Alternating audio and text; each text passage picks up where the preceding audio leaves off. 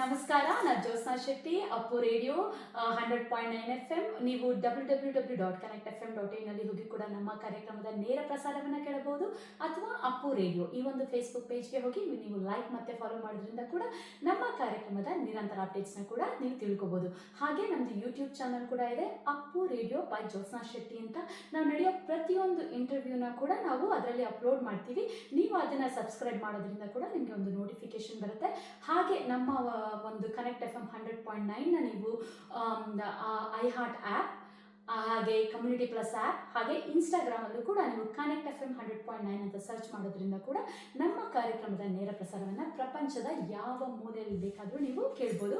So ಇವತ್ತು friends, ನಮ್ಮ ಕಾರ್ಯಕ್ರಮದ ವಿಶೇಷ ಅತಿಥಿ ಯಾರಂದರೆ ಗಿರೀಶ್ ನಾಗರಾಜ್ ಅವರು. ಇವರು ಚಲನಚಿತ್ರ ನಿರ್ದೇಶಕರು, ಬರಹಗಾರರು ಮತ್ತು ಕರಿಗಿರಿ ಫಿಲ್ಮ್ಸ್ ಸಂಸ್ಥೆಯ ಸ್ಥಾಪಕರು. ಬೆಂಗಳೂರಿನ ಪ್ರಭಾತ್ ಕಲಾವಿದರ ಕುಟುಂಬದಲ್ಲಿ ಜನಿಸಿದ ಗಿರೀಶ್ ಅವರಿಗೆ ಸಂಗೀತ, ಸಾಂಸ್ಕೃತಿಕ ಸಂಪ್ರದಾಯ ಮತ್ತು ಆಧ್ಯಾತ್ಮಿಕತೆಯೊಂದಿಗಿನ ಸಂಪರ್ಕವು ಆಳವಾಗಿದೆ. ಇವರು ಮಾಸ್ಟರ್ಸ್ ಇನ್ ಬಯೋಟೆಕ್ನಾಲಜಿ ಮತ್ತು ಮಾಸ್ಟರ್ಸ್ ಇನ್ ಸಸ್ಟೈನಬಿಲಿಟಿ ಟೂರಿಸಂ ಮಾರ್ಕೆಟಿಂಗ್ನಲ್ಲಿ ವಿದ್ಯಾಭ್ಯಾಸವನ್ನು ಕೂಡ ಮಾಡಿದ್ದಾರೆ. ಇವರ ಇತ್ತೀಚಿನ ಚಲನಚಿತ್ರ ಹರಿದಾಸ ದಿನಚರಿ ನಮ್ಮ ಸಂಗೀತ ಪಿತಾಮಹ ಶ್ರೀ ಪುರಂದರದಾಸರ ದೈನಂದಿನ ಜೀವನವನ್ನು ಅನ್ವೇಷಿಸುವ ಚಿತ್ರವಾಗಿದೆ. ಬನ್ನಿ ಇವರ ಬಹುಮುಖ ಪ್ರತಿಭೆಯ ಬಗ್ಗೆ ಮತ್ತಷ್ಟು ಇವರ ಮೂಲಕನೇ ತಿಳ್ಕೊಳ್ಳೋಣ. ಮೊದಲು ಇವ್ರನ್ನ ನಮ್ಮ ಕಾರ್ಯಕ್ರಮಕ್ಕೆ ವೆಲ್ಕಮ್ ಮಾಡ್ಕೊಳ್ಳೋಣ. ಸೊ ನಮ್ಮ ಅಪ್ಪು ಕನ್ನಡ ರೇಡಿಯೋಗೆ ಹೃತ್ಪೂರ್ವಕ ಸುಸ್ವಾಗತಗಳು. ನಮಸ್ಕಾರ. ನಮಸ್ಕಾರ ಗಿರೀಶ್ ಅವರೇ, ಹೇಗಿದ್ದೀರಾ? Wonderful, thank you. ಈಗ ತಾನೇ ಸಿಡ್ನಿ ಲ್ಯಾಂಡ್ ಆಗಿದ್ದೀನಿ. Feeling great. Thank you so much. Girish ಅವರು ಆಸ್ಟ್ರೇಲಿಯಾಗೆ ಬಂದಿದ್ದಾರೆ, ಇವತ್ತು ನಮ್ಮ ಮನೆಯಲ್ಲಿದ್ದಾರೆ. ಇಲ್ಲಿಂದೇ ನಾನು ಇವತ್ತು ರೆಕಾರ್ಡಿಂಗ್ ಮಾಡ್ತಾ ಇದ್ದೀನಿ ನಮ್ಮ ಒಂದು ಈ ಸಂದರ್ಶನನ. ಗಿರೀಶ್ ಅವರ ನಾನೊಂದು ಕಿರು ಪರಿಚಯನ ನಾನು ಮಾಡಿಕೊಟ್ಟೆ. ಸೊ ಗಿರೀಶ್ ಅವ್ರ ಮೂಲಕನೇ ತಿಳ್ಕೊಳ್ಳೋಣ ಅವರ ಒಂದು ಹಿನ್ನೆಲೆಯ ಬಗ್ಗೆ. ಸರ್, ನಿಮ್ಮ ಒಂದು ಹಿನ್ನೆಲೆ ಬಗ್ಗೆ, ಬ್ಯಾಕ್ಗ್ರೌಂಡ್ ಬಗ್ಗೆ ಹೇಳಿ ನಮ್ಮ ಶತ್ರುಗಳು. ಹಿನ್ನೆಲೆ ಹೇಳಬೇಕು ಅಂದರೆ, ಮೂಲತಃ ಬೆಂಗಳೂರು, ಹುಟ್ಟಿ ಬೆಳೆದಿದ್ದೆಲ್ಲ ಬೆಂಗಳೂರಲ್ಲಿ. ನೀವೇ ಹೇಳೋದಂಗೆ ಪ್ರಭಾತ್ ಕಲಾವಿದರ ಒಂದು ಇನ್ಸಿಗ್ನಿಫಿಕೆಂಟ್ ಕುಡಿ ಅಂತ ಹೇಳ್ಬೋದು. ಯಾಕೆಂದರೆ ಅವ್ರು ಮಾಡಿರೋ ಸಾಧನೆಗಳಲ್ಲಿ ನಮ್ಮ ಹಿರೀಕರು, ಪರ್ಟಿಕ್ಯುಲರ್ಲಿ ನಮ್ಮ ತಾತ ಪಟ್ಟಾಭಿ ರಾಮಾಚಾರ್, ಅವ್ರಿಗೆ ಇದ್ದಿದ್ದು 4 ಜನ ಅಣ್ಣಂದರು ಅಂತ ಹೇಳ್ಬೋದು. 4 ಜನ ಅಣ್ಣಂದರು. ವೆಂಕಟದಾಸರಿಂದ ಮೊದಲುಗೊಂಡು ವೇಣುಗೋಪಾಲ ದಾಸರು, ಇವರೆಲ್ಲ ಹರಿಕಥಾ ವಿದ್ವಾಂಸರು. ಪುರಂದರದಾಸರ ದಾಸಕೂಟದ ನಾವು ಒಂದು ಪೀಳಿಗೆ ಅಂತ ಹೇಳ್ಬೋದು ನಾವು. ಸೊ ಇದು ನನ್ನ ಒಂದು identity, that I am born in that family ಅನ್ನೋದೇ ನನಗೆ ಬಹಳ ದೊಡ್ಡ ಒಂದು ಹೆಮ್ಮೆ, ಸೌಭಾಗ್ಯ ಕೂಡ. ಚಾಮರಾಜಪೇಟೆಯಲ್ಲಿ ನಮ್ಮ ವೇಣುಗೋಪಾಲ ದಾಸರು ಪ್ರತಿದಿನವೂ ಹರಿಕಥೆ ಮಾಡ್ತಿದ್ರು. ಆ ಒಂದು ಸಂಸ್ಕೃತಿಯಲ್ಲಿ, ಆ ಒಂದು ಪರಂಪರೆಯಲ್ಲಿ ಹುಟ್ಟಿದ್ದಕ್ಕೆ ನನ್ನ ಎಷ್ಟು ಜನ್ಮದ ಸೌಭಾಗ್ಯ ನನಗೆ ಗೊತ್ತಿಲ್ಲ. ಸೊ ಅದು ನನ್ನ little background about my family. ನಾನು ವಿದ್ಯಾಭ್ಯಾಸ ಎಲ್ಲ ಮಾಡಿದ್ದು ಬೆಂಗಳೂರಿನಲ್ಲಿ. ಆಸ್ಟ್ರೇಲಿಯಾಗೆ ಮೂವ್ ಆದ ಮಿಡ್-2000s ಫ್ಲಿಂಡರ್ಸ್ ಯೂನಿವರ್ಸಿಟಿ ಇದೆಯಲ್ಲ ನಮ್ಮ ಅಡಿಲೈಡ್ನಲ್ಲಿ, ಅಲ್ಲಿ ನಾನು masters in natural history film making ಬಂದೆ. ಅದ್ರ ಜೊತೆ ನಾನು ಟೂರಿಸಂ ಡಿಗ್ರಿ ಕೂಡ ಮಾಡಿಕೊಂಡು ಒಂದು 18 ವರ್ಷ ನಾನು ಆಸ್ಟ್ರೇಲಿಯಾಗಿದ್ದು. ಇಲ್ಲೇ ಕುಟುಂಬ ಕಟ್ಕೊಂಡು ನನ್ನ ಹೆಂಡತಿ ಮಕ್ಕಳೆಲ್ಲ ಇಲ್ಲೇ ಇದ್ದರು. ನಾವು ಈಗ ರೀಸೆಂಟ್ಲಿ ಮತ್ತೆ ಭಾರತಕ್ಕೆ ಮೂವ್ ಆಗಿದ್ದೀವಿ, ಮೈಸೂರಿನಲ್ಲಿ ಸೆಟ್ಲ್ ಆಗಿದ್ದೀವಿ, ನಮ್ಮೂರಿನಲ್ಲಿ. ಸೊ ಹಾಗಾಗಿ ನನ್ನ ಒಂದು ಆ ಒಂದು ಕಲಿಕೆ ಏನಿತ್ತಿದೆ, skills, I wanted to put that in right use. ಆಮೇಲೆ ನಮ್ಮ ಫ್ಯಾಮಿಲಿಯಲ್ಲಿ ಬಂದಿರತಕ್ಕಂಥ ಒಂದು ಕಲೆ, ಸಾಹಿತ್ಯ, ಸಂಗೀತ, ಸಂಸ್ಕೃತಿ ಇದನ್ನೆಲ್ಲ ಒಗ್ಗೂಡಿಸಿ ಒಂದು ಪ್ರಾಜೆಕ್ಟ್ ಮಾಡಬೇಕು ಅಂತ ಈ ಹರಿದಾಸರ ದಿನಚರಿ ಚಿತ್ರನ ನಾನು ಮುಂದೆ ತರ್ತಾ ಇದ್ದೀನಿ. ಖಂಡಿತ ಸರ್, ನಿಮ್ಮ ಒಂದು ಮೂವಿಯ ಬಗ್ಗೆ ನೀವು ಮಾತಾಡೋಣ. ಸೊ ನಿಮ್ಮದು ಒಂದು ತುಂಬ ಒಳ್ಳೆಯ ಒಂದು ಸ್ಟ್ರಾಂಗ್ ಬ್ಯಾಕ್ಗ್ರೌಂಡ್ ಅಂತಲೇ ಹೇಳ್ಬೋದು. ನಿಮ್ಮ ಒಂದು ಬ್ಯಾಕ್ಗ್ರೌಂಡ್ ಎಷ್ಟು ಹಿನ್ನೆಲೆ ಎಷ್ಟು ಚೆನ್ನಾಗಿದೆ. ಹಾಗೆ ನೀವು ನಾವೀಗ ತಾನೇ ಮೆನ್ಷನ್ ಮಾಡಿದಂಗೆ ನೀವು ಪ್ರಭಾತ್ ಕುಟುಂಬದಲ್ಲಿ ನೀವು ಜನಿಸಿದ್ದೀರಾ. ಹಾಗೆ ನಿಮ್ಮ ಒಂದು ಆನ್ಸೆಸ್ಟರು, ನಿಮ್ಮದು ಎಲ್ಲ ಫುಲ್ಲು ಎಲ್ಲ ಬ್ಯಾಕ್ಗ್ರೌಂಡ್ ಹೆರಿಟೇಜ್ ಎಲ್ಲ ಒಂದು ಹರಿದಾಸ ಕುಟುಂಬದಿಂದ ಎಲ್ಲ ಬಂದಿದೆ. ನಿಮ್ಮ ಒಂದು ಅಜ್ಜಂದಿರು ಎಲ್ಲ ಆದರೆ, ಸೊ ಅದರ ಒಂದು ಪ್ರಭಾವಳಿ ನಿಮ್ಮ ಮೇಲೆ ಬಹಳಷ್ಟಿದೆ. ಸೊ ನನಗೆ ನಿಮ್ಮ ಒಂದು ಜೀವನ, ಸೊ ನೀವೊಂದು ಚಿಕ್ಕದ್ರಿಂದ ಹಿಡಿದು ಒಂದು ವಿದ್ಯಾಭ್ಯಾಸದಿಂದ ಹಿಡಿದು ಅದೆಲ್ಲ ಹೇಗೆ ನಿಮ್ಮ ಒಂದು ಈ ಹೆರಿಟೇಜ್, ನಿಮ್ಮ ಬ್ಯಾಕ್ಗ್ರೌಂಡ್ ಹೇಗೆ ನಿಮಗೆ ಒಂದು ಪ್ರಭಾವ ಬೀರಿದೆ, ಅದ್ರ ಬಗ್ಗೆ ಬಹಳಷ್ಟು ಪ್ರಭಾವ ಬೀರಿದೆ. ನಾವು ಎಲ್ಲಿ ಬೆಳಿತೀವಿ, ಯಾವ ಒಂದು ಪರಿಸರದಲ್ಲಿ ಬೆಳಿತೀವಿ, ಆ ಪರಿಸರ ನಮ್ಮ ಸ್ವಭಾವದ ಮೇಲೆ ಪ್ರಭಾವ ಬೀರುತ್ತೆ. ನಾವು ಸ್ವಭಾವತಃ ಏನೇ ಆಗಿರ್ಬೋದು, ಸ್ವಭಾವವನ್ನು ಚೇಂಜ್ ಮಾಡೋ ಕೆಪಾಸಿಟಿನೂ ಇದೆ. ಹಾಗಾಗಿ ಸ್ವಭಾವ ಮೂಲದಲ್ಲಿ ಏನಿರುತ್ತೋ ಅದಿದ್ದೇ ಇರುತ್ತೆ. ಸೊ ನನ್ನ ಪುಣ್ಯ ಹರಿಕಥೆಯ ಒಂದು ವಂಶದಲ್ಲಿ ಹುಟ್ಟಿದ್ರಿಂದ ಬೆಳೀತಾ ಬೆಳೀತಾ ಹರಿದಾಸರ ಸಾಹಿತ್ಯ ಆಮೇಲೆ ಸಂಗೀತ ಇವೆಲ್ಲವನ್ನು ನಾನು ಬಹಳ ಹತ್ತಿರದಿಂದ ನೋಡಿ ಬೆಳೆದಿದ್ದರಿಂದ ಪರ್ಟಿಕ್ಯುಲರ್ಲಿ ನಮ್ಮ ದಾಸ ಸಾಹಿತ್ಯದ ಒಲವು ನನಗೆ ಸ್ಕೂಲಿಂದ ನಮ್ಮ ತಂದೆ ಭಾಳ ಚೆನ್ನಾಗಿ ಮೂಡಿಸಿದ್ರು. ನಮ್ಮ ತಾಯಿ ಈಗಲೂ ಬಹಳ ಸುಂದರವಾಗಿ ದಾಸರ ಪದಗಳನ್ನು ಹಾಡ್ತಾರೆ. ಪ್ರತಿ ವರ್ಷ ಯಾತ್ರೆಗಳನ್ನು ಮಾಡಿ TTDಯ ತಿರುಪತಿಲೂ ಹೋಗಿ ದೇವ್ರ ಮುಂದೆ ಕೂತು ಅವ್ರ ಭಜನಾ ಮಂಡಳಿಗಳೆಲ್ಲ ಹಾಡ್ತಾರೆ. ಭಕ್ತಿ ಸಂಗೀತಗಳನ್ನೆಲ್ಲ ಜಾಸ್ತಿ ಮೇನ್ಲಿ ದಾಸ ಸಾಹಿತ್ಯ ಅಂತಂದ್ರೆ ನಮ್ಮ ಈ ಉಡುಪಿಯ ಮಧ್ವ ಸಂಪ್ರದಾಯ ಅಂತ ಕರಿತೀವಿ. ಆ ಮಧ್ವ ಸಂಪ್ರದಾಯದಲ್ಲಿ ಶ್ರೀಪಾದರಾಜರಿಂದ ಹಿಡಿದು ವ್ಯಾಸತೀರ್ಥರು ಅಂತ ಒಬ್ಬ ಪ್ರಾಮಿನೆಂಟ್ ಸನ್ಯಾಸಿ ಅವರು ಕೂಡ ಈ ದಾಸ ಸಾಹಿತ್ಯದ ಒಂದು ಸಂಸ್ಥಾಪಕರು ಅಂತಲೂ ಹೇಳ್ಬೋದು. ಮೂಲವಾಗಿ ಮಧ್ವಾಚಾರ್ಯರೇ ದಾಸ ಸಾಹಿತ್ಯವನ್ನು ಶುರು ಮಾಡೋದು ಅಂತ ಹೇಳ್ಬೋದು. ಯಾಕೆಂದರೆ ಅವರು ಕೂಡ ಒಂದಷ್ಟು ಕನ್ನಡದಲ್ಲೇ ಒಂದು ಸಾಹಿತ್ಯವನ್ನು ಬರೆದು ಮಾಡಿದ್ದಾರೆ ಹಾಡುಗಳನ್ನು. ನರಹರಿ ತೀರ್ಥರು ಅಂತ ಅವರು ಯಕ್ಷಗಾನ ಶುರು ಮಾಡಿದ್ರು. ಯಕ್ಷಗಾನ ಕೂಡ ಜನಸಾಮಾನ್ಯರನ್ನು ಮುಟ್ಟೋ ಕೆಲಸನೇ ಮಾಡೋದು. ಸೊ ನಮ್ಮ ದಾಸ ಸಾಹಿತ್ಯವೂ ಅಷ್ಟೇ.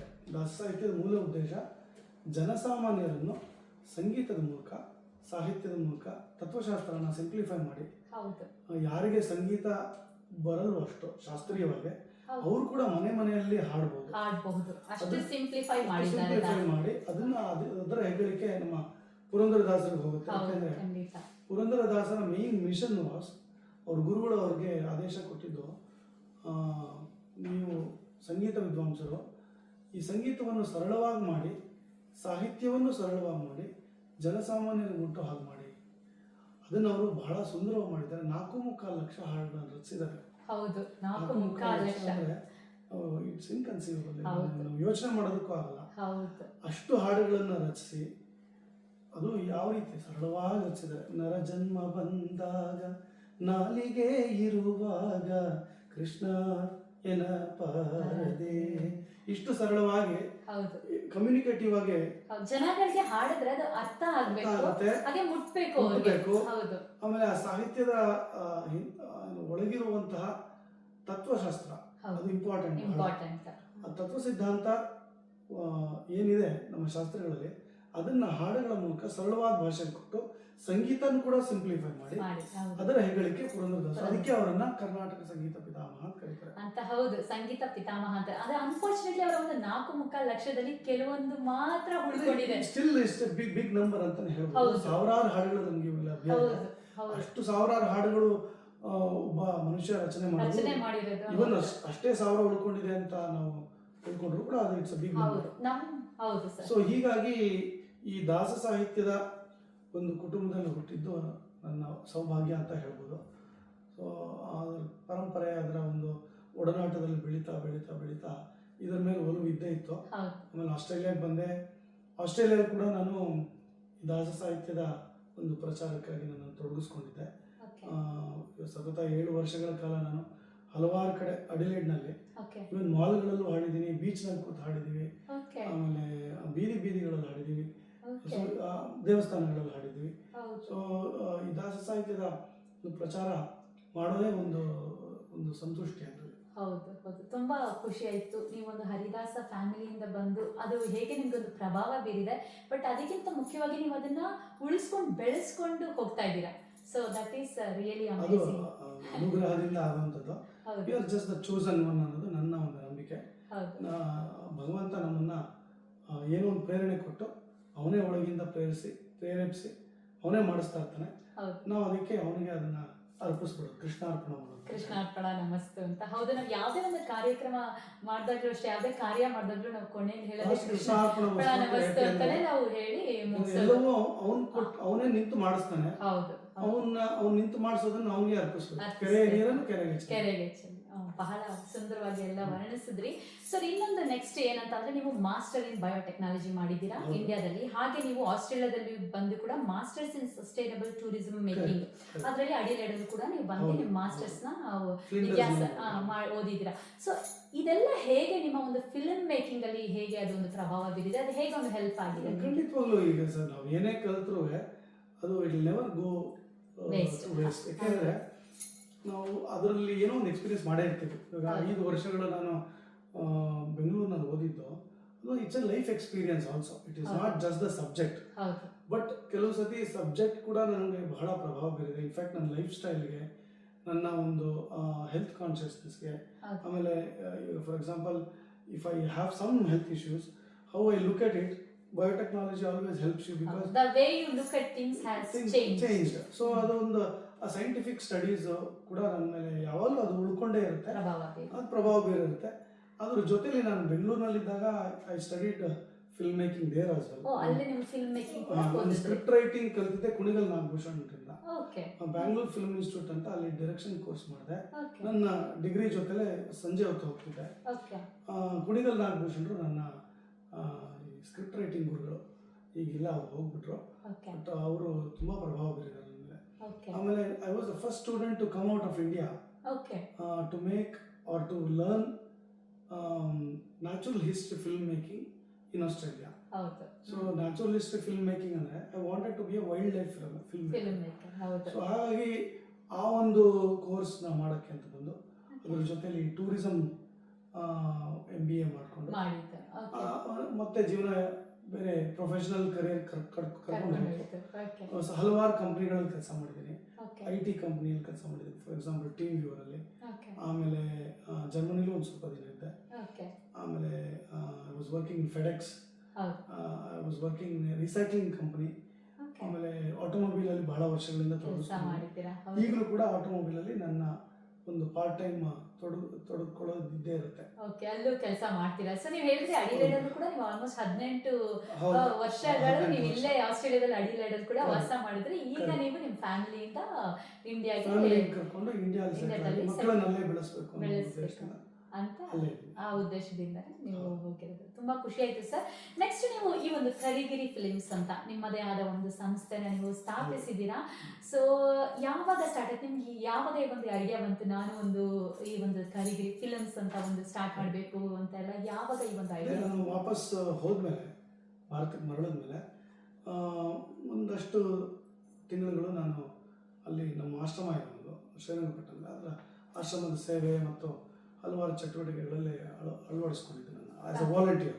ಓಕೆ ನನಗೆ ಆಮೇಲೆ ಅನಿಸಿದ್ದೇನು ಅಂತಂದರೆ, this is the right time to put my study skills and interest in one place. Okay so ಹಾಗಾಗಿ ಫಿಲ್ಮ್ ಮೇಕಿಂಗ್ ತುಂಬ ಆಸಕ್ತಿ ಇದ್ದಿದ್ದರಿಂದ I thought I will make some value based films, okay particularly ನಮ್ಮ ಒಂದು ಸಾಂಸ್ಕೃತಿಕ ಸೆನ್ಸಿಬಲ್ ಪಾರಂಪರಿಕ ಹೌದು ಪಾರಂಪರಿಕ ಕಲ್ಚರಲ್ ಅಂಡ್ ಹೆರಿಟೇಜ್ ವ್ಯಾಲ್ಯೂಸ್, ಹೌದು ಅದ್ರ ಜೊತೆಲಿ ಸ್ಪಿರಿಚುವಲ್ ವ್ಯಾಲ್ಯೂಸ್ ಇರ್ತಕ್ಕಂಥ ಹೌದು ಕಥೆಗಳನ್ನು ಹೇಳ್ತಾ ಹೋದ್ರೆ. ಯಾಕೆಂದ್ರೆ there are wonderful film makers ಹೌದು ಟು ಡೂ ದ ರೆಗ್ಯುಲರ್ ಹೌದು. ಜಾನರ್ ಫಿಲ್ಮ್ಸ್, ಹೌದು ಒಂದು ಕಮರ್ಷಿಯಲ್ ಆಗಿ ಎಲ್ಲ ಜಾನರ್ನ ಅವ್ರು ಮಾಡ್ತಾರೆ.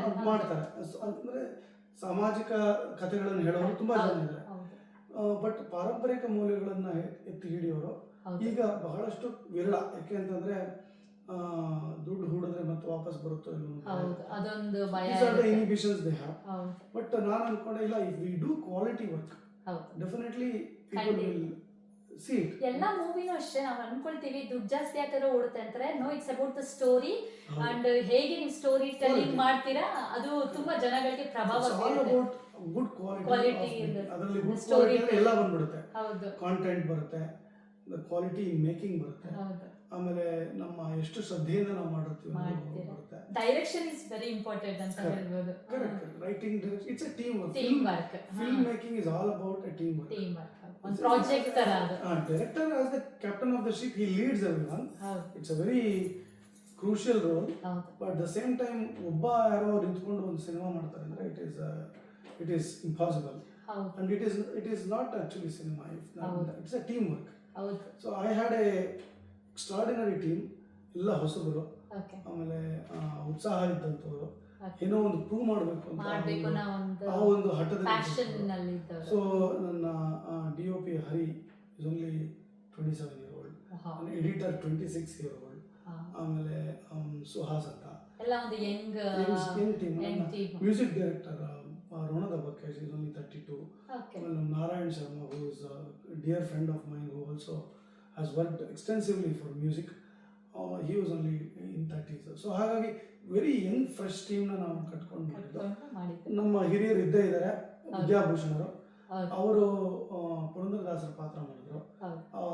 ಕಲಾವಿದರ ಮತ್ತು ತಂತ್ರಜ್ಞ ಟೀಮ್ ಏನಿದೆ, ತಂತ್ರಗಾರಿಕೆ ಟೀಮ್, ಇವೆರಡರ ಕಾಂಬಿನೇಷನ್ ಇಂದ ಒಂದು ಸಿನಿಮಾ ಆಗುತ್ತೆ. ಸಿನಿಮಾ ಆಗಿದೆ. ಸೊ ಅದು ಕರಿಗಿರಿ ಫಿಲ್ಮ್ಸ್ ಯಾಕೆ ಸ್ಥಾಪನೆ ಮಾಡದೆ ಅಂತ ಹೇಳಿದ್ರೆ, ಈ ಒಂದು ಸಾಂಸ್ಕೃತಿಕ ಮೌಲ್ಯಾಧಾರಿತ ಚಿತ್ರಗಳನ್ನು ಮಾಡುವಂಥ ಉದ್ದೇಶದಿಂದ ಕರಿಗಿರಿ ಲಕ್ಷ್ಮೀ ನರಸಿಂಹ ಅಂದರೆ ದೇವರಾಯನದುರ್ಗದ ನರಸಿಂಹದೇವರು, ಓಕೆ. ನಮ್ಮ ಮನೆ ದೇವರು, ನಿಮ್ಮ ಮನೆಯ ದೇವರು. ಮನೆ ದೇವರು, ನಮ್ಮ ಇಡೀ ಪ್ರಭಾತ್ ಮನೆ ದೇವರು ಒಕ್ಕಳು ಕರಿಗಿರಿ. ಅಲ್ಲಿಗೆ ಹೋಗುತ್ತೆ. ಆ ಎಲ್ಲ ಒಕ್ಕಳು ಅಲ್ಲಿ 64 ಒಕ್ಕಳು ಏನೋ 54 ಒಕ್ಕಳು ಹೇಳ್ತೀವಿ ನಾವು. ಓಕೆ. ಎಲ್ಲ ನಮ್ಮ ಕರಿಗಿರಿ ಕ್ಷೇತ್ರಕ್ಕೆ ಹೋಗುತ್ತೆ. ಬೆಂಗಳೂರು ತುಮಕೂರು ಮಧ್ಯೆ ಬರುತ್ತದೆ. ಓಕೆ.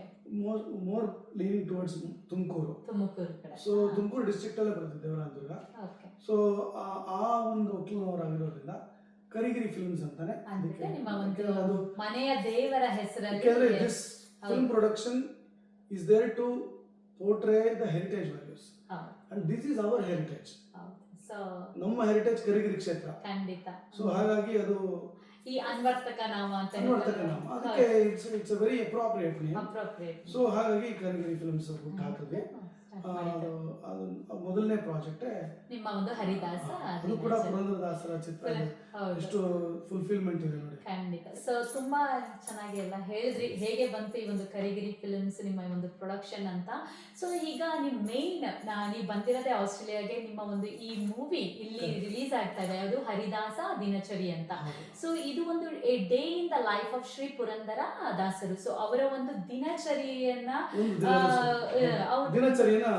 ಒಳಗೊಂಡಂತ ಒಂದು ಮೂವಿ. ಸೊ ನಮ್ಮ ಒಂದು ಶ್ರೋತೃಗಳಿಗೆ ಈ ಒಂದು ಹರಿದಾಸ ದಿನಚರಿ ಬಗ್ಗೆ ಹೇಳಿ ಸರ್. ಏನಿದೆ, ಏನ್ ಎಕ್ಸ್ಪೆಕ್ಟ್ ಮಾಡ್ಬೋದು ಆಡಿಯನ್ಸ್, ಮತ್ತೆ ಏನ್ ಅವ್ರು ತಗೊಂಡು ಹೋಗ್ತಾರೆ, what the take away from the movie ಕೂಡ ಹೇಳಿ. ಹರಿದಾಸರ ದಿನಚರಿ ಶೀರ್ಷಿಕೆನೆ ಹೇಳೋ ಹಾಗೆ, ಟೈಟಲ್ ಎಲ್ಲ ದಿನಚರಿ ಯಾರ್ದು, ಹರಿದಾಸರ. ಅಲ್ಲಿ ಟ್ಯಾಗ್ ಲೈನ್ ಅಲ್ಲಿ day in the life of ಪುರಂದರದಾಸರು ಅಂದ್ರೆ ಪುರಂದರದಾಸರ ಒಂದು ದಿನದ ಒಂದು ದಿನಚರಿಯನ್ನು ಕಟ್ಕೊಂಡು ಪರ್ಟಿಕ್ಯುಲರ್ಲಿ ಪುರಂದರದಾಸರು ಅವರ ಗುರುಗಳು ವ್ಯಾಸತೀರ್ಥರು ಅಬ್ಬೂರಿನಲ್ಲಿ ನೆಲೆಸಿರ್ತಾರೆ. ಹಂಪಿ ಪತನ ಆಗುತ್ತೆ ಅಂತ ಗೋಚರ ಆಗಿ ಆ ಗುರುಗಳನ್ನು ಹುಡುಕೊಂಡು ಬರುವ ತವಕದ ಕಥೆ ಈ ಹರಿದಾಸರ ದಿನಚರಿ. ಆ ದಿನದಂದು ಆ ಜಗದೋದ್ಧಾರನ ಆಡಿಸಿದಳು ಯಶೋದೆ, ಎಲ್ಲರಿಗೂ ಚಿರಪರಿಚಿತವಾದ ಟೈಮ್ಲೆಸ್ ಮಾಸ್ಟರ್ ಪೀಸ್.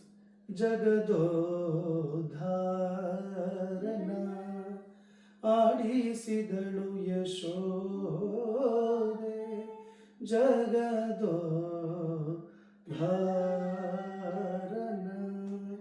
ಎಷ್ಟು ಸುಂದರವಾಗಿ ಹಿಂದೂಸ್ತಾನಿ ಕಾಪಿ ರಾಗದಲ್ಲಿ ನಮ್ಮ ಪುರಂದರದಾಸರು ರಚಿಸಿದ್ದಾರೆ. ಅದನ್ನು ಎಷ್ಟು ಮನೋಜ್ಞವಾಗಿ ನಮ್ಮ ವಿದ್ಯಾಭೂಷಣರು ಈ ಚಿತ್ರದಲ್ಲಿ ಹಾಡಿದ್ದಾರೆ. ಈ ಹಾಡಿನ ದಿನದ ಸೊಬಗನ್ನು ಕಟ್ಕೊಟ್ಟಿದ್ದೀವಿ. ಆ ಹಾಡನ್ನು ಅವರು ಅಪ್ರಮೇಯ ದೇವಸ್ಥಾನದ ನವನೀತ ಕೃಷ್ಣ ಅಂದರೆ ಒಂಬೇಗಾಲ ಕೃಷ್ಣ, ಬೆಣ್ಣೆ ಕದ್ದಿರೋ ಕೃಷ್ಣನ್ ನೋಡಿ ಭಾವಪರವಶರಾಗಿ ಆ ಭಕ್ತಿಯಿಂದ ಆ ಹಾಡನ್ನು ಇಲ್ಲಿ ರಚಿಸಿದ್ರು. ಆ ರಚಿಸಿದ ದಿನದ ಸೊಬಗು ಪ್ರಾತ್ಯಕ್ರಮಗಳಿಂದ ಅವರು ಶಯನೋತ್ಸವದವರೆಗೂ ಹೇಗೆ ಕಳೆದಿದ್ರು, ಅವ್ರ ಭಕ್ತಿ ಭಾವ ಹೇಗಿರ್ತಿತ್ತು, ಹಾಡುಗಳು ಹೇಗೆ ಅವ್ರಿಗೆ ಸ್ಪಾಂಟೇನಿಯಸ್ಲಿ ಹೊಮ್ತಾ ಇದ್ವು ಅವ್ರ ಹೃದಯದಿಂದ, ಅವ್ರು ಕೂತು ಬರೀತಿದ್ರ ಅಥವಾ ಅವರು ಸ್ಫುರಣೆಯ ಒಂದು ಗೀತೆಗಳ, ಇದನ್ನೆಲ್ಲ ಕಟ್ಕೊಡೋ ಒಂದು ಪ್ರಯತ್ನ. ಸಮಾಜನ ಹೇಗೆ ನೋಡ್ತಿದ್ರು, ಸಮಾಜದ ಉದ್ಧಾರಕ್ಕಾಗಿ ಅವರು ಏನೇನು ಮಾಡಿದ್ದಾರೆ, ಆಮೇಲೆ ಸಾವು ಬದುಕನ್ನು ಹೇಗೆ ನೋಡ್ತಿದ್ರು ಅವರು, ಎಲ್ಲವನ್ನು ಒಂದು ಚಿತ್ರದಲ್ಲಿ ಕಟ್ಕೊಡೋ ಒಂದು ಪ್ರಯತ್ನ. ಗುರುಗಳ ಒಂದು ಭೇಟಿ, ಸಂದರ್ಶನ, ಆಮೇಲೆ ಅವರ ಅನುಯಾಯಿಗಳಾದಂಥ ಕನಕದಾಸರನ್ನ ಎಷ್ಟು ಅವರು ಗೌರವಿಸ್ತಿದ್ರು, ಪ್ರೀತಿಸ್ತಿದ್ರು, ಇದೆಲ್ಲವನ್ನು ಒಂದು ಚಿತ್ರದಲ್ಲಿ ಕಟ್ಕೊಟ್ಟಿದ್ದೀವಿ. ಸೊ ಹಾಗಾಗಿ ಇಟ್ಸ್ ಅ ಮ್ಯೂಸಿಕಲ್ ಫಿಲ್ಮ್ ಅಂತ ಹೇಳ್ಬೋದು. 18 ಹಾಡುಗಳಿರುವ ಒಂದು ಚಿತ್ರ. ಯು ಕ್ಯಾನ್ ಇಮ್ಯಾಜಿನ್, ಅಯ್ಯೋ 4-5 ಹಾಡಿದ್ರೇನೆ ಅಯ್ಯೋ 4-5 ಹಾಡಿದೆ ಅಂತ ಒಂದು ಫಿಲ್ಮಲ್ಲಿ ಬೋರ್ ಆಗುತ್ತೆ ಅಂತಾರೆ. ಇದು ನಿಮಗೆ ಡೈಲಾಗ್ಗಳ ಮಧ್ಯೆ 1-2 ಹಾಡಿರುತ್ತೆ ಜನರಲ್ಲಿ. ಇದು ಹಾಡುಗಳ ಮಧ್ಯೆ 1-2 ಡೈಲಾಗ್ ಇರುತ್ತೆ. ಸೊ ಹಾಡಲ್ಲೇ ಕತೆ ಹೇಳಿದೆ. ಯಾಕಂದ್ರೆ ಪುರಂದರದಾಸರ ಕತೆ ಹೇಳ್ಬೇಕಾದ್ರೆ ಹಾಡೇ ಮುಖ್ಯವಾಗುತ್ತೆ. ಸಂಗೀತ ಪಿತಾಮಹ ಅಂತಾನೆ ಕರೆದಿದ್ದಾರೆ. ಅವರು ಅಷ್ಟು ಕೃತಿಗಳನ್ನು ರಚಿಸಿದ್ದಾರೆ. ನನ್ನ ಡೈಲಾಗ್ಸ್ ನಾನಲ್ಲಿ ಸುಮ್ಮನೆ ಇನ್ಸರ್ಟ್ ಮಾಡೋದು ಅವಶ್ಯಕತೆ ಇಲ್ಲ ಅನಿಸ್ತು. ಯಾಕೆಂದ್ರೆ ಅವ್ರ ಹಾಡುಗಳು ಕಮ್ಯುನಿಕೇಟಿವ್ ಆಗಿದೆ. ಈಗ ತುಂಬಾ ಕ್ಲಿಷ್ಟವಾಗಿದ್ರೆ ಹಾಡುಗಳು ಏನಪ್ಪ ಒಂಥರ ಕನೆಕ್ಟ್ ಆಗ್ತಾ ಇಲ್ಲ ಅನ್ನೋದು. ಇದರಲ್ಲಿ ಎಷ್ಟು ಸಹಜವಾಗಿ ಅವರು ರಚನೆ ಮಾಡಿದ್ದಾರೆ ಅಂದರೆ ನಿಮ್ಮ ಹತ್ರ ಮಾತನಾಡೋ ಥರ ಇರುತ್ತೆ. ಓಕೆ. ಪ್ರತಿ ಹಾಡುಗಳು ಅಷ್ಟೇ, ನಿಮ್ಗೆ ಏನೋ ಒಂದು ಹೇಳ್ತಿದ್ದಾರೆ ಅವರು ಹಾಡಿನ ರೂಪದಲ್ಲಿ ಹೇಳ್ತಾ ಹೇಳ್ತಾರೆ. ಇದ್ರು. Instead of talking to you like this, Yeah. ಅವರು ಇದನ್ನೇ ಅವರು ಹಾಡಿನ ಹಾಡಿನ ರೂಪದಲ್ಲಿ ರೂಪದಲ್ಲಿ ತುಂಬಾ ರಸವತ್ತವಾಗಿ, ತುಂಬಾ ಒಂದು ಸಿಂಪಲ್ ನರೇಟಿವ್ ಆಗಿ ಅದನ್ನ ಅಷ್ಟೇ ಗಾಢವಾದ ಅರ್ಥ ಇಟ್ಕೊಂಡು ಶಾಸ್ತ್ರದ ಅರ್ಥ, ಅದು ತತ್ವಶಾಸ್ತ್ರ ಸಿದ್ಧಾಂತ ಅಂತ ಕರಿತೀವಿ. ಸಿದ್ಧಾಂತ ಅಂದ್ರೆ ಕನ್ಕ್ಲೂಷನ್ ಆಫ್ ಆಲ್ ಶಾಸ್ತ್ರ. ಶಾಸ್ತ್ರ ಆ ಸಿದ್ಧಾಂತವನ್ನು ಮಂಡಿಸ್ತಿದ್ರು. ಮಂಡಿಸ್ತಾರೆ. ಸೊ ಅದು ಒಂದು ನಮ್ಮ ಈ ಚಿತ್ರದಲ್ಲಿ ಹೈಲೈಟ್. ಚಿತ್ರದಲ್ಲಿ ಸೊ ಈ ಒಂದು 18 ಹಾಡುಗಳಂದ್ರಲ್ಲ, ಎಲ್ಲ ಪುರಂದರದಾಸರು ರಚಿಸಿರೋ ಎಲ್ಲ ಹಾಡುಗಳು ಪುರಂದರದಾಸರು ರಚಿಸಿರೋ ಹಾಡುಗಳು. ಒಂದು ಮಾತ್ರ ಓಕೆ ಶೀರ್ಷಿಕೆ ಗೀತೆಯಲ್ಲಿ specially we have kept A song compose by his Guru okay Vyasatirtha. ಯಾಕೆಂದ್ರೆ ಹಿಸ್ಟ್ರಿಯಲ್ಲಿ ಇದನ್ನು ಹೇಳಲೇಬೇಕು, ಇತಿಹಾಸದಲ್ಲಿ ಶಿಷ್ಯ ಗುರು ಮೇಲೆ ಹಾಡು ಬರೆಯೋದು ವಾಡಿಕೆ. ಹೌದು ಹೌದು. ಇಲ್ಲಿ ಗುರು ಶಿಷ್ಯನ ಮೇಲೆ ಹಾಡು ಬರೆದಿದ್ದಾರೆ. ವಾವ್. ಅದು ಎಷ್ಟು ಹೊಗಳಿ ಬರೆದಿದ್ದಾರೆ ಪುರಂದರದಾಸರ ಕ್ವಾಲಿಟೀಸ್ನ. ಹೌದು. ದಾಸರೆಂದರೆ ಪುರಂದರದಾಸರಯ್ಯ, ಅಂದ್ರೆ ದಾಸರೆಂದ್ರೆ ಪುರಂದರದಾಸರು. ಹೌದು ಹೌದು. ನೀತಿಯೆಲ್ಲವನರಿತು ನಿಗಮ ವೇದ್ಯನ ನಿತ್ಯ ವಾತಸುತನಲ್ಲಿಹನ ವರ್ಣಿಸುತ್ತಲೀ. ಎಷ್ಟು ಕ್ವಾಲಿಟೀಸ್ ಇದೆ ನೋಡಿ. ಹೌದು. ನೀತಿಯೆಲ್ಲವನರಿತು ಅದೊಂದು ಕ್ವಾಲಿಟಿ. ಆದರೆ ನಿಗಮ ವೇದ್ಯನ ನಿತ್ಯ ವಾತಸುತನಲ್ಲಿಹನ ಅಂದರೆ ಮಧ್ವಾಚಾರ್ಯರು ಅಂದರೆ ಹನುಮನ ಅವತಾರ. ಹೌದು. ಹನುಮಂತನಲ್ಲಿರುವ ರಾಮದೇವರನ್ನ ನಿತ್ಯ ವರ್ಣಿಸುತ್ತಲೇ ಗೀತ ನರ್ತನದಿಂದ, ಅದು ಯಾವ ಥರ ವರ್ಣಿಸ್ತದೆ, ಗೀತ ನರ್ತನದಿಂದ ಕೃಷ್ಣನ ಪೂಜಿಸುತ್ತಾ ಭೂತಾತ್ಮ ಪುರಂದರ ದಾಸರಿವರಯ್ಯ ಅಂತ ಹೇಳ್ತಾರೆ. ಅಂದರೆ ಅಷ್ಟು ಹೆಗ್ಗಳಿಕೆ ಇದೆ ಅಂತ ಗುರುಗಳು ಶಿಷ್ಯನ ಹೊರಟಾರೆ. ಆ ಹಾಡನ್ನು ನಾವು ಟೈಟಲ್ ಸಾಂಗ್ ಅಲ್ಲಿ ಅಳವಡಿಸ್ಕೊಂಡಿದ್ದೀವಿ. ಇನ್ನು ಮಿಕ್ಕಿದೆಲ್ಲ ಹಾಡುಗಳು ಪುರಂದರದಾಸರದೇ, ಹಾಡಿರೋದೆಲ್ಲ ವಿದ್ಯಾಭೂಷಣ. ನಮ್ಮ ಅಜ್ಜವರು ಅಷ್ಟೇ ಪುರಂದರದಾಸರ ತುಂಬಾ ಫೇವ್ರೆಟ್ ಅವ್ರಿಗೆ. ಯಾವಾಗ್ಲೂ ಅದೇ ಹಾಡು ಕೇಳ್ತಾ ಇದ್ರು. ನಾನು ಹಾಡ್ತೀನಿ ಆಕ್ಚುಲಿ. ಅವರ ದಾಸನ ಮಾಡಿಕೋ ಎನ್ನ ಸ್ವಾಮಿ ಸಾಸಿರ ನಾಮದ ವೆಂಕಟರಮಣ ದಾಸನ ಮಾಡಿಕೋ ಎನ್ನ ಸ್ವಾಮಿ ಸಾಸಿರ ನಾಮದ ವೆಂಕಟರಮಣ ದಾಸನ ಮಾಡಿಕೋ ಎನ್ನ. ಇದು ನಮ್ಮ ತಾತ ಅವರಿಗೆ ಫೇವ್ರೆಟ್ ಸಾಂಗ್. ಈಗ ನೀವೇ ನಿದರ್ಶನ. ಪುರಂದರದಾಸರ ಆ ಸರಳವಾದ ಸಾಹಿತ್ಯ, ಸರಳವಾದ ಒಂದು ರಾಗಗಳ ಸಂಯೋಜನೆ, ಜನಸಾಮಾನ್ಯರಾದ ನಾವು ಕೂಡ ಹಾಡೋ ರೀತಿಯಲ್ಲಿ ಮಾಡಿರೋದು ಅವರ ಹೆಗ್ಗಳಿಕೆ ಅಲ್ವಾ? ಪ್ರಾಕ್ಟಿಕಲ್. ಖಂಡಿತ. You can see it. We are all singing. ನಾನಂತೂ ಅಂತ ಘನ ಸಂಗೀತ ವಿದ್ವಾಂಸ ಅಲ್ಲ. ಹೇಳ್ಕೊಟ್ಟಿರೋದನ್ನ ಕಲ್ತ್ಕೊಂಡಿರೋದು ನಾವೆಲ್ಲ. ಆದರೂ ನಾವು ಆ ಹಾಡುಗಳನ್ನ ತಕ್ಕ ಮಟ್ಟಿಗೆ ಸೊಗಸಾಗಿ ಹಾಡಿ ಅದರ ಅರ್ಥ ತಿಳ್ಕೊಂಡು ಅದರ ಅನುಸಂಧಾನ ಮಾಡಬೇಕು ಅಂತ ನಮ್ಮ ಮನಸ್ಸಿಗೆ ಬಂದು ಅದನ್ನ ಮಾಡಿದ್ರೆ ಎಷ್ಟು ಅದರಲ್ಲಿ ಸಾರ್ಥಕತೆ ಇದೆ. ಅದೆಲ್ಲ ಅಲ್ವಾ? ತುಂಬಾ when you singing this you feel ಒಂದು ಡಿವೈನ್ ಫೀಲಿಂಗ್ ಬರುತ್ತೆ ನಿಮ್ಗೆ. ಬರುತ್ತೆ ಹಾಡಲ್ಲಿರೋ ಒಂದು ಅರ್ಥ. ಅವರು ಕೂತು ಪದಗಳನ್ನು ಜೋಡಿಸಿ ಮೆಂಟಲ್ ಪ್ಲೇನ್ ಇಂದ ಬಂದಿರ್ತದಲ್ಲ, ಅದು ಇಟ್ಸ್ ಎ ಸ್ಪಾಂಟೇನಿಯಸ್ ಸ್ಫುರಣೆ ಆದಂತ. ಅದಕ್ಕೆ ನಾವು ಪ್ರಜ್ಞಾನ ಅಂತ ಕರಿತೀವಿ. ಜ್ಞಾನ ಅಂದ್ರೆ ನಾವು ಅಕ್ವೈರ್ ಮಾಡ್ಕೊಳ್ಳುತ್ತದೆ. ಅಂದ್ರೆ ನಮ್ಮ ಇಂದ್ರಿಯದಿಂದ ನಾವು ಒಂದನ್ನ ಅರ್ಥ ಮಾಡ್ಕೊಂಡ್ರೆ ಅದಕ್ಕೆ ಜ್ಞಾನ ಅಂತ ಕರಿತೀವಿ. ವಿಜ್ಞಾನ ಅಂದ್ರೆ ಯಾವ ಜ್ಞಾನವನ್ನು ನಾವು ರಿಯಲೈಸ್ ಮಾಡ್ಕೋತೀವೋ, ಅರಿವಾಗುತ್ತೆ ನಮಗೆ, ಅದು ವಿಜ್ಞಾನ. ಪ್ರಜ್ಞಾನ ಅಂದ್ರೆ ಆ ಅಧೋಕ್ಷಜನ ಪ್ಲೇನ್ ಇಂದ ಬರ್ತದೆ. ಅಂದ್ರೆ ಭಗವಂತ ಒಳಗಿಂದ ಸ್ಫುರಣೆ ಆಗ್ತದೆ, ಅದು ಪ್ರಜ್ಞಾನ. That has more value. ಅವರ ಹಾಡುಗಳು completely spiritual. It is not mundane sound.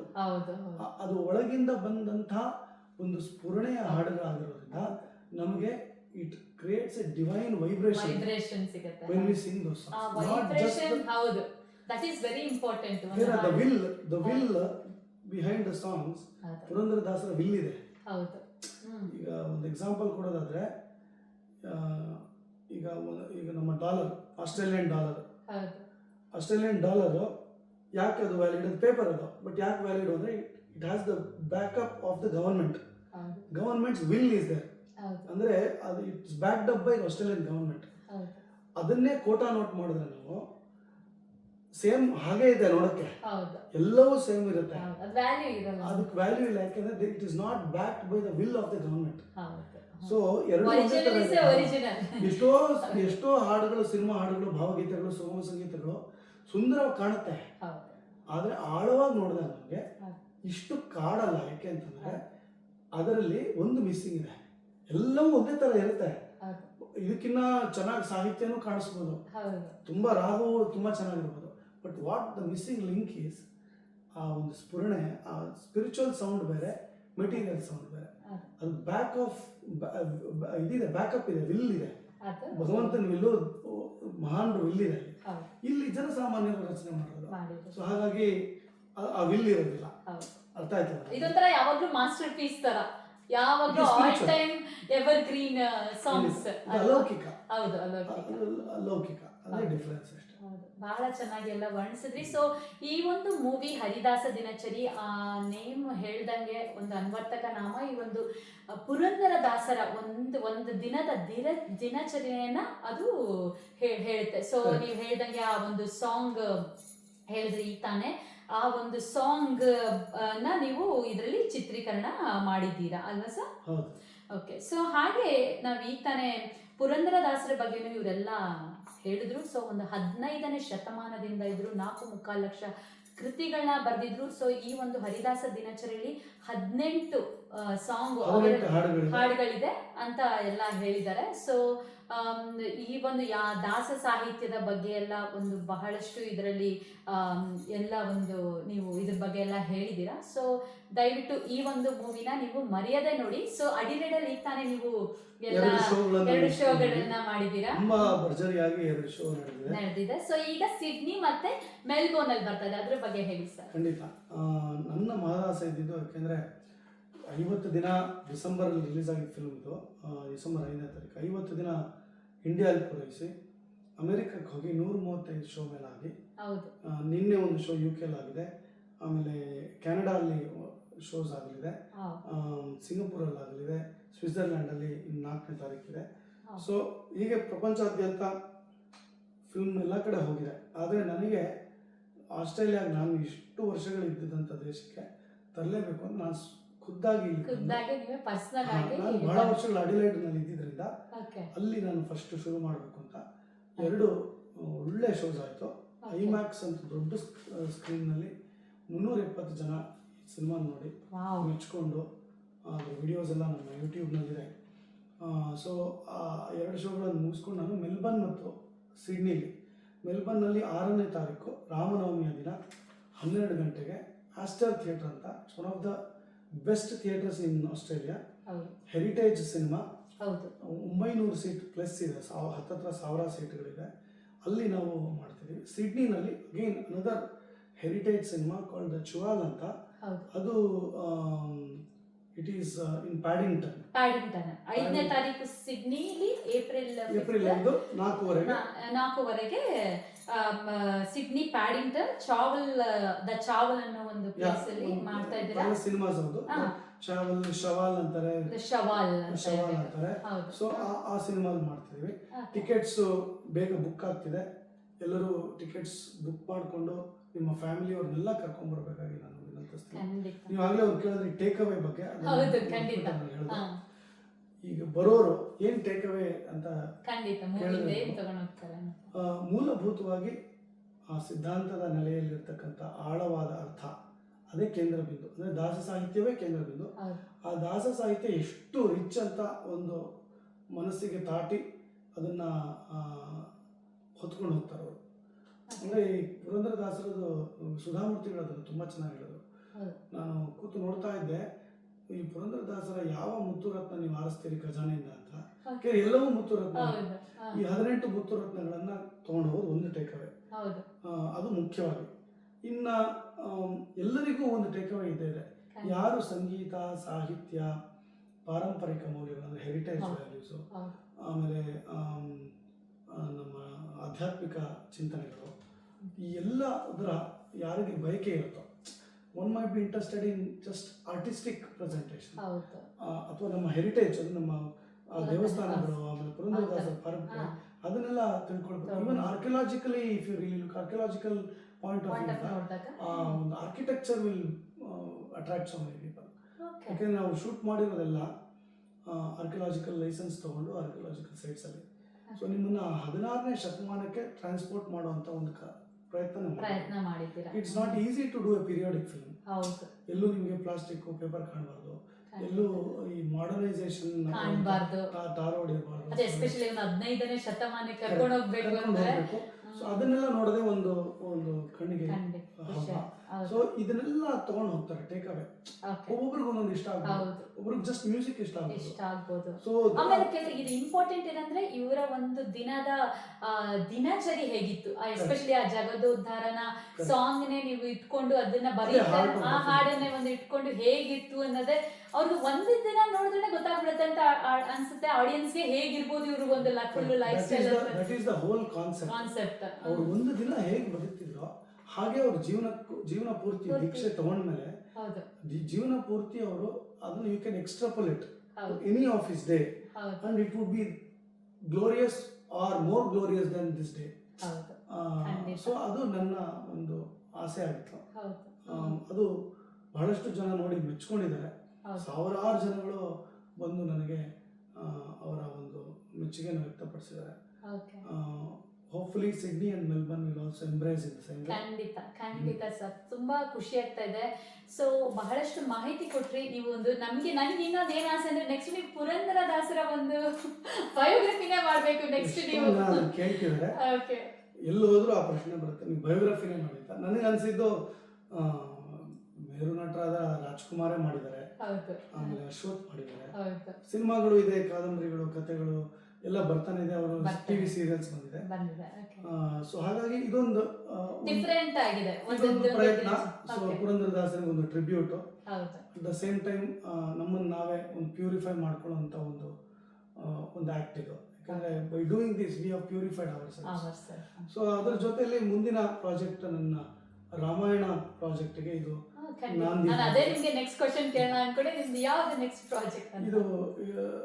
ಇದು ಫೌಂಡೇಶನ್ ಹಾಕ್ಬಿಟ್ಟಿದೆ ನಮಗೆ. ಇದರ ಮೇಲೆ ನಾವು ಕಟ್ತಾ ಹೋಗ್ಬೇಕು. ರಾಮಾಯಣ ನನ್ನ ಫೇವ್ರೆಟ್ ಸಬ್ಜೆಕ್ಟ್. ಸೊ ಹಾಗಾಗಿ ರಾಮಾಯಣದ ಮೇಲೆ ಈಗ ಒಂದು ಚಿತ್ರಕಥೆ ರೆಡಿ ಮಾಡ್ತಾ ಇದ್ದೀನಿ. ಅದು ರೆಡಿ ಆದ್ಮೇಲೆ ನೆಕ್ಸ್ಟ್ ಸ್ಟೆಪ್ಗೆ ಹೋಗ್ತೀವಿ ನಾವು. ತುಂಬಾ ಖುಷಿ ಆಯ್ತು ಸರ್. ಅಂದ್ರೆ ನೀವು ಒಂದು ನಮ್ಮ ದೇಶದ ಕಲೆ, ಸಂಸ್ಕೃತಿ, ಸಾಹಿತ್ಯ ಇದನ್ನ ಇಟ್ಕೊಂಡು ನೀವೊಂದು ಮೂವಿ ಮಾಡಬೇಕು ಅಂತ ಹೇಳ್ತಾ ಇದ್ದೀರಾ. So that is very important as well. Actually ನಮ್ಮ ಮುಂದಿನ ಪೀಳಿಗೆಗೆ ಮರ್ತೋಗ್ಬಾರ್ದು, ಏನ್ ನಡೀತು ಅನ್ನೋದು ಅವ್ರಿಗೆ ಗೊತ್ತಾಗ್ಬೇಕು. ಯಾಕಂದ್ರೆ ನೀವು ಹೇಳಿದ್ರಿ ರಾಜ್ಕುಮಾರ್, ಅಶ್ವಥ್ ಎಲ್ಲ ಮಾಡಿದ್ರು ಅಂದ್ರೆ ಅವಾಗೆಲ್ಲ ಒಂದು 70s ಅವಾಗೆಲ್ಲ ಮಾಡಿದ್ರು. ಈಗ ಹುಟ್ಟಿರೋ ಮಕ್ಕಳಿಗಳಿಗೆ ಅದೇ ಈಗ ಹುಟ್ಟಿರೋ ಮಕ್ಕಳಿಗಳಿಗೆ ಅಷ್ಟು ಅದ್ರ ಬಗ್ಗೆ ಅರಿವೇ ಇರಲ್ಲ. ಎಲ್ಲ ಹಾಡು ಹೇಳ್ತೀವಿ, ಯಾಕಂದ್ರೆ ನಾವು ಭಜನೆಗೆ ಹೋಗ್ತೀವಿ, ಇದೆಲ್ಲ ಹಾಡ್ತೀವಿ. ಸೊ ಎಲ್ಲರಿಗೂ ಏನಂದ್ರೆ ಇವರ ಒಂದು ಬ್ಯಾಕ್ ಗ್ರೌಂಡ್ ಬಗ್ಗೆ, ಯಾಕಂದ್ರೆ ಇವನ್ ಪುರಂದರದಾಸರು is from A very rich family ಅಲ್ವಾ? ಅಷ್ಟು ಒಬ್ಬ ರಿಚ್ ಅಷ್ಟು ಒಬ್ಬ ರಿಚ್ ಫ್ಯಾಮಿಲಿಯಿಂದ ಬಂದವರು ಹೇಗೆ ಒಂದು ದಾಸರ ಹಾಕ್ತಾರೆ ಅನ್ನೋದೊಂದು, ದೇವರ ಮೇಲೆ ಹೇಗೆ ಒಂದು ಭಕ್ತಿ ಬರುತ್ತೆ, ಅವ್ರು ಹೇಗೆ ಒಂದು ಚೇಂಜ್ ಆಗ್ತಾರೆ ಅಂದ್ರೆ ಅದೊಂದು ವೆರಿ ಇನ್ಸ್ಪಿರೇಷನಲ್ ಸ್ಟೋರಿ ಅಲ್ವಾ? ಒಂಥರ ಈಗಿನ ಕಾಲಕ್ಕೆ ಬಹಳ ಚೆನ್ನಾಗಿ ಎಲ್ಲ ವರ್ಣಿಸಿದ್ರಿ ಸರ್. ಸೊ ನಿಮ್ಮ ಒಂದು ನೆಕ್ಸ್ಟ್ ಪ್ರಾಜೆಕ್ಟ್ ಬಗ್ಗೆನೂ ಹೇಳಿದ್ರಿ, ರಾಮಾಯಣ ಬಗ್ಗೆ. Wish you very all the very best. So ನೀವು ಅದನ್ನೆಲ್ಲ ವಾಪಸ್ ಕರ್ಕೊಂಡ್ ಬರ್ತಾ ಇದ್ದೀರಾ ಜನಗಳಿಗೆ, ನಮ್ಮ ಹಿಂದಿನ ಸಂಸ್ಕೃತಿ ಎಲ್ಲ ಅದ್ರ ಬಗ್ಗೆ ಎಲ್ಲ ಪರಿಚಯ ಮಾಡ್ಕೊಡ್ತಾ ಇದ್ದೀರಾ. ಸೊ ಈ ಹರಿದಾಸ ದಿನಚರಿ ಅಡಿಲೇಡಲ್ಲಿ ಆಲ್ರೆಡಿ ಶೋ ಆಗಿದೆ ಅವರು ಹೇಳ್ದಂಗೆ. ಸೊ ಈಗ ಸಿಡ್ನಿಯಲ್ಲಿ 5th ಏಪ್ರಿಲ್ ಶನಿವಾರ 4:00 ದ ಶಾವಲ್ ಅಂದ್ಬಿಟ್ಟು ಈ ಒಂದು ಥಿಯೇಟರ್ ಅಲ್ಲಿ ಪ್ಯಾಡಿಂಗ್ಟನ್ ಅಲ್ಲಿ ಈ ಮೂವಿ ತೆರೆ ಕಾಣ್ತಿದೆ. ಹಾಗೆ ಮೆಲ್ಬೋರ್ನ್ ಅಲ್ಲಿ 6th ಏಪ್ರಿಲ್ ಭಾನುವಾರ 12 ಗಂಟೆಗೆ ದ ಆಸ್ಟರ್ ಥಿಯೇಟರ್ ಅಲ್ಲಿ ಈ ಒಂದು ಮೂವಿ ರಿಲೀಸ್ ಆಗ್ತಾ ಇದೆ.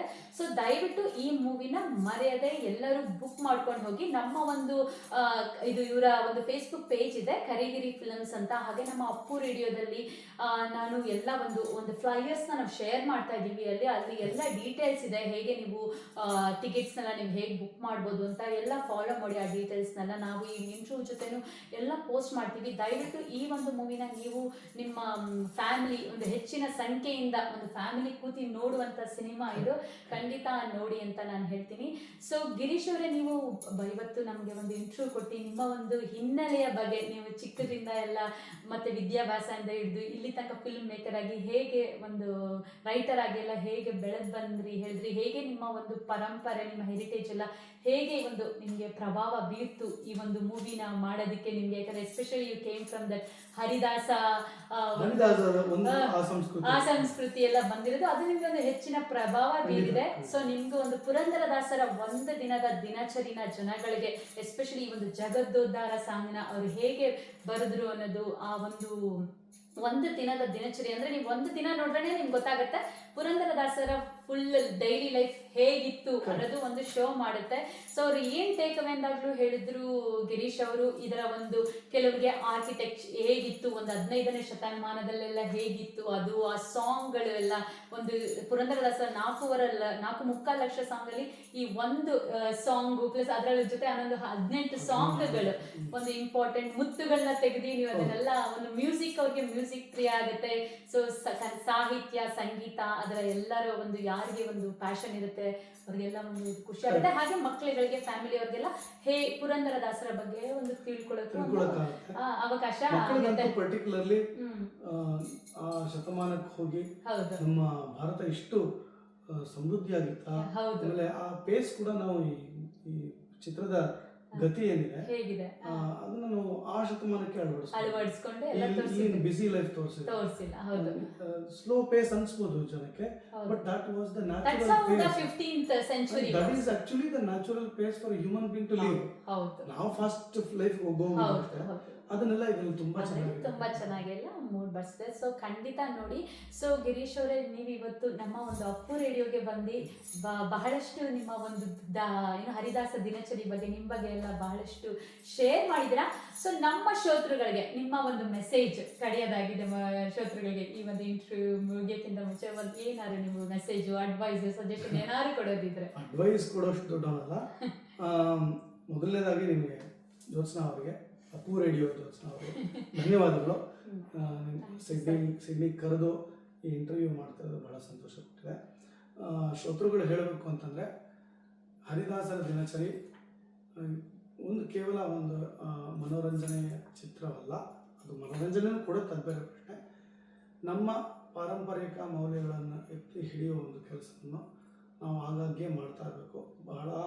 ಬಹಳಷ್ಟು ಕೆಲಸ ಇದ್ರ ಹಿಂದೆ ಅಸಂಖ್ಯಾತ ಜನರು ಮಾಡಿದ್ದಾರೆ. ನಾನು ಒಂದು ಚಿಕ್ಕ ಕೊಡುಗೆ, ಅದಕ್ಕೆ ಇನ್ನೊಂದು ಹೂನ ಆ ಭಗವಂತನ ಪಾದಕ್ಕೆ ಅರ್ಪಿಸ್ತಿದ್ದೀನಿ. ನೀವು ಇದರಿಂದ ಏನನ್ನ ತೊಗೊಂಡು ಹೋಗ್ತೀರಿ ಅನ್ನೋದನ್ನು ಆಲ್ರೆಡಿ ನಾವು ಡಿಸ್ಕಸ್ ಮಾಡಿದ್ದೀವಿ. ನನ್ನ ಒಂದು ಕಳಕಳಿಯ ಮನವಿ, ರಿಕ್ವೆಸ್ಟ್ ಅಷ್ಟೇ, it is not an advice or suggestion or anything. ನನ್ನ ಕಳಕಳಿಯ ಮನವಿ, ನಿಮ್ಮ ಫ್ಯಾಮಿಲಿ ಜೊತೆ ಬನ್ನಿ, ನಿಮ್ಮ ಕುಟುಂಬದವರೆಲ್ಲ ಕೂತು, ಮಕ್ಕಳ ಜೊತೆ ಕೂತು ನೋಡಿ. ಏಕೆಂದರೆ 40 ವರ್ಷ 50 ವರ್ಷ ಸಿನಿಮಾ ಥಿಯೇಟ್ರಿಗೆ ಬರೆದಿರ್ತಕ್ಕಂಥ ಕ್ರೌಡು ಈ ಸಿನಿಮಾ 50 ದಿನ ಬೆಂಗಳೂರಲ್ಲಿ, ಮೈಸೂರಲ್ಲಿ ಹೋಗ್ಬೇಕಾದ್ರೆ ವೀಲ್ ಚೇರಲ್ಲಿ ಬಂದು ನೋಡಿದ್ದಾರೆ ಜನ.